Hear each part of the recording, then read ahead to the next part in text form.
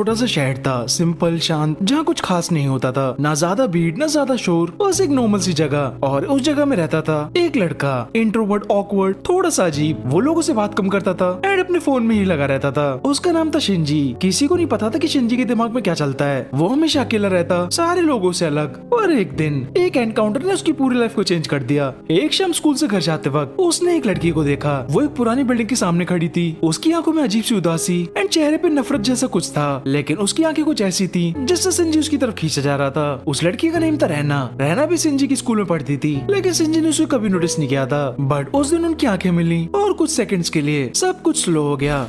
रहना ने सिंजी की तरफ देखा एंड वो सिर्फ एक लाइन बोली, तुम उन जैसे नहीं हो। बस इतना से कह के वो वहाँ से चली गई। शिंजी ये सुनकर वहीं खड़ा रह गया, कंफ्यूज लेकिन क्यूरियस। उस रात शिंजी सो नहीं पाया। रहना का चेहरा, उसकी आवाज एंड वो आंखों में छुपी उदासी, सब कुछ उसके दिमाग में घूम रही थी। सो अगले दिन से उसने रहना को ढूंढना शुरू कर दिया, स्कूल में, गलियों में, हर जगह। पर रहना उसको नहीं मिली। शिंजी के दिमाग में बहुत सारे क्वेश्चन आ रहे थे, जैसे कि वो क्या कोई भूत थी या फिर मैं इतने टाइम से अकेला हूँ, सो मैं ये सब इमेजिन कर रहा था। शिंजी कंफ्यूज था, बट उसने इवेंचुअली रहना के बारे में सोचना छोड़ दिया। लेकिन एक दिन लाइब्रेरी में उसने फिर से रहना को देखा। शिंजी की हार्ट बीट तेज होने लगी एंड वो हिम्मत करके उसके पास जाने की कोशिश कर रहा था। और तभी रहना ने उसकी तरफ देखा और इस बार उसे मुस्कुराकर कहा, मुझे पता था तुम मुझे ढूंढोगे। शिंजी यहाँ पर थोड़ा ब्लश किया एंड तब से ये दोनों बहुत क्लोज आ गए। रहना भी शिंजी की तरह थी, एंटी सोशल, थोड़ी वियर्ड, और वो उसे समझती थी। वो दोनों मिलकर अजीब बातें डिस्कस करते थे, जैसे कि लोग कैसे दिखते हैं जब किसी प्रॉब्लम में होते हैं, लोगों के अंदर कितनी डार्कनेस है एंड वर्ल्ड कितना क्रूअल है। रहना के वर्ड्स कोल्ड थे और उनमें एक अजीब सी सच्चाई थी। शिंजी को फील हो रहा था जैसे वो उसकी सोलमेट हो, पर जितना वो रहना के करीब आता गया उतनी ही चीजें वियर्ड होने लगी। एक दिन रहना ने शिंजी को एक डायरी दी और उससे उसने बोला, पढ़ो इसे, शायद तुम्हें खुद के बारे में कुछ समझ आए। वो डायरी किसी और की नहीं बल्कि रहना की थी। उसमें ब्लड से लिखा हुआ था, मैं उन सबको खत्म कर दूंगी, मेरे हाथों से कोई नहीं बचेगा एंड मैं उनको दर्द देना चाहती हूँ ताकि वो याद रखें। शिंजी ने ये सब पढ़कर उस डायरी को बंद कर दिया, कॉज उसके हाथ कांप रहे थे एंड वो बहुत डर सा गया था। उस दिन के बाद एक एक करके शिंजी के आसपास के लोग गायब होने लगे। पहले एक लड़का जो शिंजी का मजाक उड़ाता था, फिर एक लड़की जो उससे फ्लर्ट करती थी एंड उसके बाद उसका दोस्त, बस गायब। पुलिस कंफ्यूज थी, कॉज इनके बारे में कोई सबूत नहीं मिल रहे थे, लेकिन शिंजी जानता था, उसको वियर्डली फील हो रहा था कि ये किसी और ने नहीं बल्कि रहना ने किया है। और फिर भी उसने कुछ नहीं किया क्योंकि रहना अब शिंजी के लिए सब कुछ बन गई थी।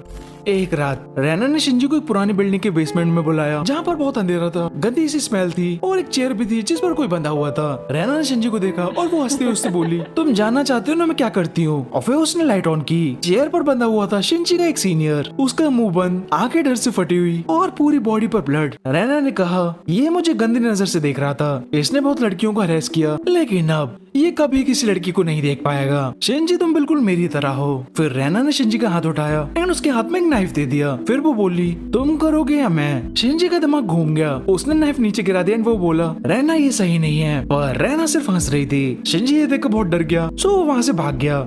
उस रात के बाद शिंजी पूरा ब्लैंक था। उसके दिमाग में बहुत सारी चीजें चल रही थी और उसने स्कूल जाना भी बंद कर दिया। बेसिकली उसने अपने आप को रूम में बंद कर लिया क्योंकि हर रात उसे रहना की आवाज सुनाई दे रही थी, तुम कमजोर हो, तुमने मुझे छोड़ दिया सबकी तरह। फिर एक दिन शिंजी जब फ्रिज से पानी लेने जा रहा था, तब उसकी नजर टीवी पर गई जिस पर एक न्यूज चल रही थी। टीवी पर न्यूज में एक लड़की दिखाई जा रही थी जिसने ब्रिज से कूद कर सुसाइड कर लिया था। हाँ, ये न्यूज पर लड़की रहना थी। शिंजी ये देखकर बहुत शॉक हो गया एंड उसके हाथ से पानी की बोतल नीचे गिर गई। वो बहुत जोरों से रोने लगा एंड उसकी पूरी बॉडी शिवर कर रही थी। रिपोर्ट्स में बताया जा रहा था कि रहना की मेंटल कंडीशन बेकार थी। कहानी यहाँ पर खत्म नहीं होती। उसकी डेथ के बाद शिंजी को रहना की बहुत याद आती रही, सो इसलिए उसकी डायरी दोबारा से पढ़ने लगा। शिंजी जब डायरी पढ़ रहा था तब उसने लास्ट पेज पर कुछ देखा जो पहले डायरी में नहीं था। बेसिकली डायरी के लास्ट पेज में था, शिंजी तुम परफेक्ट हो, तुम्हें सिर्फ शेप करने की जरूरत है। मैंने तुम्हारे आसपास के लोग हटा दिए ताकि तुम सिर्फ मेरे रहो। तुम्हें बुरा लगा ना, लेकिन सच तो ये है तुम खुद भी यही चाहते थे। शिंजी बहुत शांत हो गया एंड वो सोचने लगा, रहना क्या उसे मैनिपुलेट कर रही थी? क्या ये सब उसका प्लान था? उसके दिमाग में बहुत सारे क्वेश्चन आ रहे थे। उस डायरी के लास्ट पेज में एक फोटो भी चिपका हुआ था, एक बचपन की फोटो जिसमें शिंजी और रहना एक ऑर्फनेज में थे। तब शिंजी को अचानक से याद आया, रहना उसके पास का हिस्सा थी। उन्होंने बचपन में मिलकर प्रॉमिस किया था, दुनिया अगर हमें एक्सेप्ट नहीं करेगी तो हम दुनिया से फाइट बैक करेंगे। रहना ने प्रॉमिस निभाया और वो चाहती थी कि शिंजी भी निभाए। और उस मोमेंट में शिंजी समझ गया था it was not over. Next scene में ही सारी चीजें चेंज हो गई। कॉज शिंजी डायरी अपनी बालकनी के पास पढ़ रहा था, सो डायरी को खत्म करते ही उसकी नजर नीचे एक शैडो पर पड़ी जिसको देखकर लिटरली शिंजी को गूज़बम्प्स आ गए। शिंजी इस परछाई को देखकर समझ गया था कि ये रहना है, और कैसे। शिंजी को ये बिल्कुल भी बिलीव नहीं हो रहा था, सो डायरी को जल्दी से रख के अपने घर के बाहर दौड़ा। और जैसे शिंजी अपने घर से बाहर निकला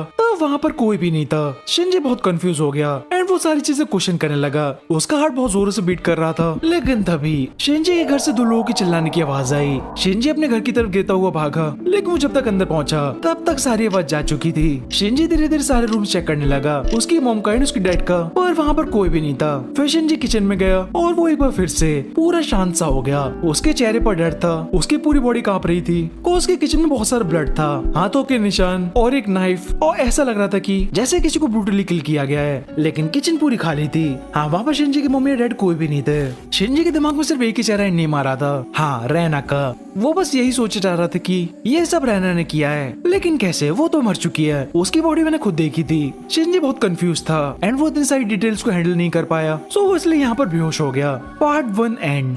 ये थी एक मांगा स्टोरी जो मेरे को आज तक नहीं मिली। बेसिकली मेरे नोट्स में पड़ी थी, मैंने उसको हर जगह ढूंढा। आज की स्टोरी को ChatGPT, DeepSeek, ग्रॉक सबको बेच कर देखा, लेकिन वो सब यही बोल रहे थे कि ये कोई रियल मांगा नहीं है। मुझे ऑनेस्टली याद नहीं है कि मैंने स्क्रिप्ट कब लिखी या कहाँ से आई। सो अगर तुमने ये स्टोरी पढ़ी है तो मांगा का नेम बताना, लेकिन अगर नहीं पढ़ी तो ये मेरी ही पुरानी स्टोरी होगी। एंड बाय द वे, अगर तुम लोग उसका पार्ट 2 चाहिए तो कमेंट में जरूर बताना।